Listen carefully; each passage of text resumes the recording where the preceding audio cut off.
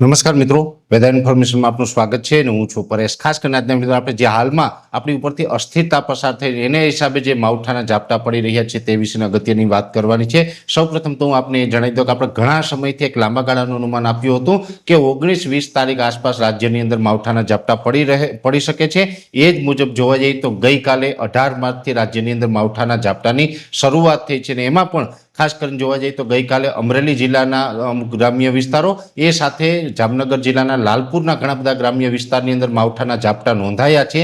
જોકે ગઈકાલે આની જે તીવ્રતા છે એ ઓછી હતી અને ક્ષીમિત વિસ્તારોની અંદર હતી। આજે 19 તારીખના રોજ આ અસ્થિરતા છે એ પાકિસ્તાનના માર્ગે કચ્છ ઉપર થઈને અત્યારે આપણા ગુજરાતના લગભગ વિસ્તારો ઉપર આ અસ્થિરતા છવાયેલી છે અને આ અસ્થિરતાને કારણે આજે 19 તારીખે રાજ્યના અનેક વિસ્તારની અંદર વાદળછાયું વાતાવરણ થયું છે, માવઠાનો માહોલ થયો છે અને ઘણી જગ્યાએ માવઠાના ઝાપટાઓ પણ નોંધાયા છે। જોકે આજે 19 તારીખે માવઠાના ઝાપટા કઈ કઈ જગ્યાએ નોંધાયા છે એની આપણે આવતીકાલે વિગત રજૂ કરશું, પણ આજે જે માવઠાના ઝાપટા નોંધાયા છે તે આપણે વિસ્તારોની દ્રષ્ટિએ જોવા જઈએ તો ઘણા વિસ્તારોને કવર કર્યા છે।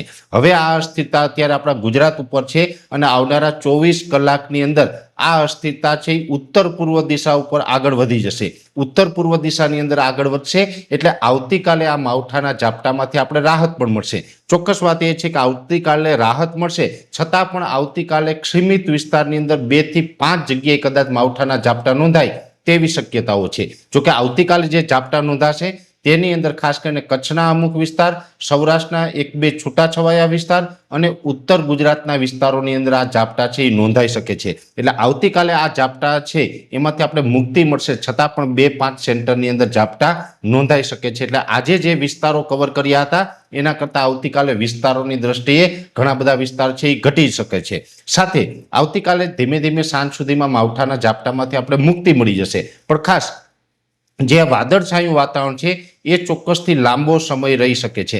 મોટા ભાગના વિસ્તારોની અંદર લગભગ 30 માર્ચ સુધી વાદળછાયું વાતાવરણ જોવા મળે તેવી શક્યતાઓ છે। વચ્ચે 1-2 દિવસ માટે કદાચ વાતાવરણ ખુલ્લું થાય, બાકી આપણે 30 માર્ચ સુધી રાજ્યના 50% કરતાં વધારે વિસ્તારોની અંદર વાદળછાયું વાતાવરણ રહે તેવી શક્યતાઓ છે। અને ખાસ કરીને જોવા જઈએ તો આ અસ્થિરતાને કારણે જે માવઠું પડ્યું છે ને એને કારણે જે આપણું તાપમાનમાં ઘટાડો થયો છે। આમ તો તાપમાનમાં આપણે ઘણા સમયથી એક અનુમાન આપતા હતા કે લગભગ આપણે 18 થી લઈને 21 તારીખ સુધી એટલે કે 4 દિવસ સુધી તાપમાન ખૂબ નીચું આવી જશે। એમ અત્યારે નોર્મલ કરતાં ઘણું બધું તાપમાન છે એ નીચું આવી ચૂક્યું છે અને આ તાપમાનમાં ફરીથી 22 તારીખે વધારો થાય। જોકે વધારો થશે તો પણ તાપમાન છે લગભગ 32 થી લઈ અને 36 ડિગ્રીની રેન્જમાં જોવા મળે તેવી શક્યતાઓ છે। એટલે 22 તારીખથી તાપમાન વધશે ત્યાં સુધી તાપમાન નીચું રહેશે।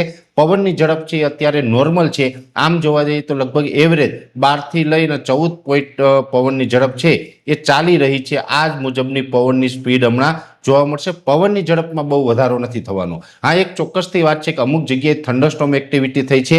આજે જે એક જગ્યાએ અમુક વિસ્તારોની અંદર ઝાપટા પડ્યા છે ત્યાં ગાજવીજ સાથે ઝાપટા પડ્યા છે એટલે થંડરસ્ટોર્મને કારણે ગાજવીજ થઈ હતી। જે વિસ્તારોમાં ગાજવીજ થઈ હતી ત્યાં પવનની ઝડપમાં વધારો થયો હતો, બાકીના તમામ વિસ્તારોની અંદર પવનની ઝડપ નોર્મલ છે અને આવનારા દિવસમાં પવનની ઝડપ છે એ નોર્મલ રહેવાની છે। એટલે ખાસ આપણે મેસેજ આપવાનો હતો કે જે આપણું અનુમાન હતું એ મુજબનું માવઠું અત્યારે આપણે રાજ્યની અંદર જોઈ રહ્યા છે। આજે વિસ્તારમાં વધારો થયો છે, આવતીકાલથી ફરીથી માવઠાના વિસ્તારની અંદર ઘટાડો પણ થઈ જશે।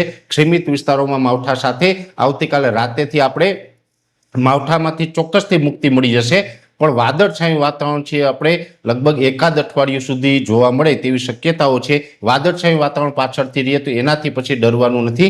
અત્યારે જે માવઠું ચાલી રહ્યું છે એ આવતીકાલે સાંજ સુધી જ ચાલશે ને તે પછીથી આપણે મુક્તિ મળશે। એટલે ખાસ કરીને માવઠું ગઈકાલે પડ્યું, આજે પણ પડ્યું છે। આજે પડ્યું એ વિસ્તારના જે નામ છે આપણે આવતીકાલે જાહેર પણ કરશું, પણ આ જે આખી પરિસ્થિતિ છે એમાંથી આપણે ઝડપથી મુક્તિ મળે તેવી શક્યતાઓ છે। અને હાલના માવઠા વિશેની ખૂબ અગત્યની માહિતી હતી એ આ વિડીયોની અંદર આપણે આપવાનો પ્રયત્ન કર્યો છે। વિશેષ માહિતી છે નેક્સ્ટ વિડીયોમાં આપવામાં આવશે। અત્યારે આ વિડીયોની અંદર એટલું જ। અંતમાં દરેક મિત્રોને વિનંતી રહેશે કે વિડીયોને લાઈક આપીને દરેક ગ્રુપમાં શેર કરી દેવો। જો તમે યુટ્યુબ ઉપર જોઈ રહ્યા હોય તો ચેનલને સબસ્ક્રાઇબ કરજો અને આપણા ફેસબુક પેજને ફોલો કરજો। નમસ્કાર।